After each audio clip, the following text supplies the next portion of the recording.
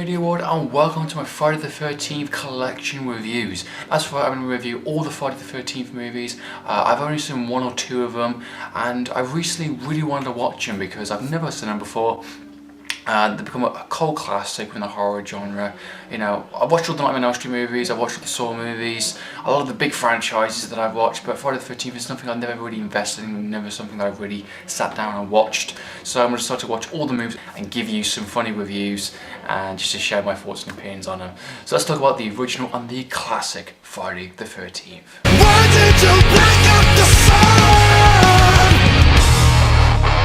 It was released in the 80s and it definitely was a game changer to the horror genre, especially with slasher movies. You know, Halloween was released 2 years prior to this, and of course within 1984 we had the Nightmare on Elm Street movies. You know, really fantastic, you know, slasher movies, and I think definitely people were thinking, wow, that movie did something completely different, you know, and I think people, filmmakers and audiences, expectations, and were just, you know, was a huge game changer to the genre, and he was just doing bigger and better ideas, more bolder, more daring, and just doing something different with the genre, which is exactly what Friday the 13th does. It does something completely different, what people weren't expecting, you know, does something very well in terms of a slasher movie, and gives a fantastic twist, a double twist at the end of the movie also, which a lot of people, especially in the 80s, I bet weren't seeing coming, definitely. You know, Halloween was a game changer, Friday the 13th was a game changer, and so was Nightmare on Elm Street. And I think these movies are definitely so original, so fantastic, and I think most of today's movies have been trying to copy them, but I've failed here and there. The story finds a bunch of teenagers that go to Camp Crystal Lake to actually repair some of the actual units there, some of the actual housings, to actually reopen this lake for the general public again. After a certain instance that happened there with a drowning and you know, some couple of people being killed there prior to this, you know, they were a bit skeptic, and people and the town area was a bit shaky, you know, what's going on, because it seems to happen every year and it's a bit like, okay, something's not quite right. This place is definitely cursed and it's something not quite right. You know, someone keeps coming there and keeps killing people, so it's not something you want to exactly reopen. And of course, as the movie goes along, you know, someone killing off certain people, you know, certain teen characters. The movie itself is not exactly the most, you know, hardest movie to understand. It's a straightforward slasher movie. You know, from the start of the movie, you can tell what this movie is going to be about. But I think the ending is definitely something where it definitely shines and actually adds an extra value to the movie, which I just generally did not see coming, perfectly honest. Even today, when I've watched it second time round, I watched it first time round beforehand, and I thought it was an okay movie. I didn't think it was that good. I watched it recently today, just for the sake of, you know, doing all these reviews, and I actually really enjoyed it. It generally did surprise me. The actual last half an hour of the movie, I think, was its strongest point. I quite like the fact that, you know, it takes an hour of the movie, and the serial killer is actually generally quite smart because he's taking out, you know, characters that you know, behind the scenes, in a sense, like, you know, doing them like in the forest or doing them in a cabin where they just, you know, where the other people would not see it. So it takes an hour of the movie to actually someone to realise that someone is actually killing off certain characters. It's actually generally quite cool, and I like the style and the concept of that. The actual camera work itself is generally fantastic, and I really love the POV shots of the actual serial killer, and, you know, the way it's it reminds me kind of the classic Psycho, you know, the kind of thing. Yeah, it's generally quite impressive, I have to admit. I really love the one-take shots. It's something you don't see in horror movies these days. You know, generally all in one-take shots, very little, you know, cuts here and there. The actual makeup effects and practical effects, absolutely fantastic. I love my practical effects. Halloween did it,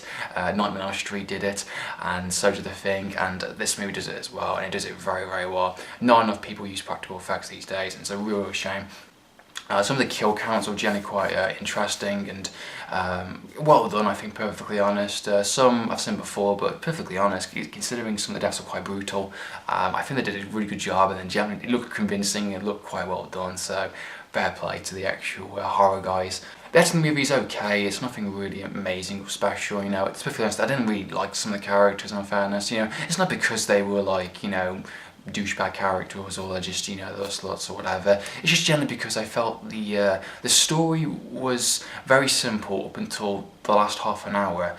I felt they didn't give enough background, enough, you know, goings on for these characters, you know. They were just saying certain things like, you know, I want to fix up this camp lake, you know, kind of thing, and they're just getting away, and there's a little bit of background story here and there with some of the characters, but not enough for me to actually care, to be honest. And some of the characters that got killed off, I didn't even know their names, perfectly honest. And at times I think some of the scenes were a bit dull, so you know, it kind of lets the movie down, it slows it right down. You know, even though it's only like an hour into the actual movie and a lot of these characters getting killed off here and there, kind of picked off one by one, you know, I generally just did not care about some of the characters, apart from Kevin Bacon, which Kevin Bacon is just awesome, so he's one of the reasons I give it a bit of an extra value, I think, personally honest. I really like how the movie's trying to, you know, fool the audience into thinking it's a certain character as the killer, because you never know who the actual killer is until, like, obviously the last 30 minutes of the actual movie, and it's trying to suggest here and there who the actual killer is, and it's trying to bring little hints here and there, and I really like it, to be perfectly honest. I knew who the killer was,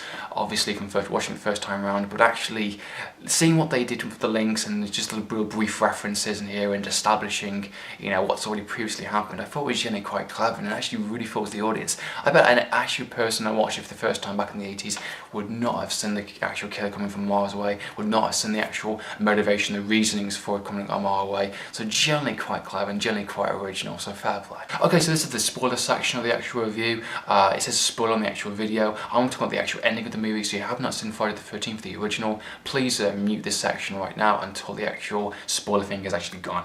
Okay, so the ending of the movie, we see Jason Voorhees' mother is the actual killer, which her first appearance on the screen was fantastic. I love the fact that the actual car comes in and you got the beaming lights on and she just comes out the actual car and he goes like, "Oh, what's this dear?" kind of thing, and it's like, holy crap. You know, it's just, I think it's so original and you just would not expect an actual woman to be the serial killer in the movie. It's something very different that you just genuinely wouldn't expect when an 80s slasher movie. It's always some sort of a mental institution guy, you know, like Halloween kind of thing, or supernatural being, but it's actually just a mother that's lost her kid, you know, some years ago by, you know, some counsellors that were doing stuff and not actually paying attention to the actual kids, and her son drowned in that instant. She's basically just flipped. She's gone bloody nuts, of course, and rightly she should do, to be perfectly honest. And basically she just starts killing people. They go to Camp Crystal Lake every year on his birthday.